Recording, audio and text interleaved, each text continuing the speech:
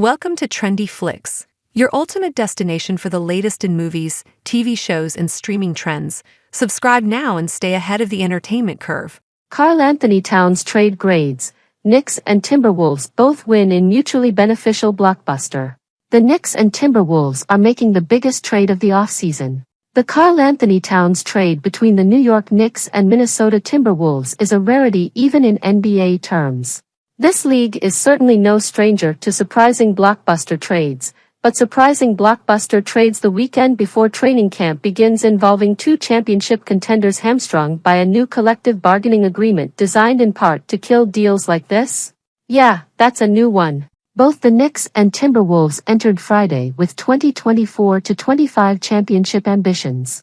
They are both leaving Friday with 2024-25 championship ambitions. Yet they've swapped reigning all-stars and drastically remade their rosters mere days before training camps are set to begin. The closest analog to this deal historically would probably be the Kyrie Irving-Isaiah Thomas swap of 2017, but even that deal came in August. Nobody has time to be shocked. The season unofficially begins on Monday. So what are we to make of this thing? What motivated two potential finals teams to shake up their rosters so drastically? And how did both teams do in the deal? Here are our grades for Friday's shocker. The Knicks had two major problems to solve within the next year. The short-term issue was the center position. Isaiah Hartenstein left in free agency. Mitchell Robinson is injured. Tom Thibodeau teams are incredibly reliant on size. New York was, at some point, going to need to take a swing on a center. The longer-term issue was Julius Randle's contract. He is a three-time All-Star that makes more sense as a floor raiser than a ceiling raiser. He needs the ball in his hands to succeed. His jump shot is inconsistent. So is his defense. He's never quite figured out the pick-and-roll dance with Jalen Brunson, though in fairness, the Knicks largely didn't ask him to. He was, in a sense, a relic of a team they no longer had. He helped build the culture that Brunson inherited. But there was a pretty strong argument against his fit on a Brunson-centric team. He just wasn't going to have the ball in his hands enough to justify the sort of contract his accolades suggested he would get.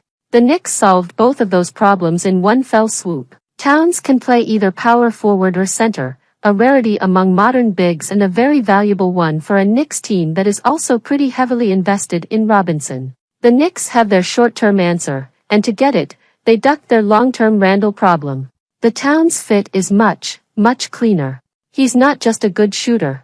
He is, by almost any statistical measure, the greatest shooter ever to play the center position. Having that caliber of shooting out of a big man changes everything. The Knicks don't have to worry about defenders ignoring Josh Hart nearly as much anymore. Do so at your own peril. Giving him unfettered access to the glass with this spacing would be downright irresponsible. The difference between New York and Minnesota, though, is that the Knicks are far better suited to taking advantage of the rest of his gifts than the Timberwolves. Towns is a stellar pick-and-roll finisher. He's never really been able to show it because the Timberwolves didn't have worthwhile guards early in his career, and by the time Anthony Edwards became a star, Towns was playing in poorly spaced lineups next to Rudy Gobert. Jalen Brunson is going to love him. Does Towns create defensive issues? Yes, but they're workable when you have the right personnel. The Knicks emphatically have the right personnel.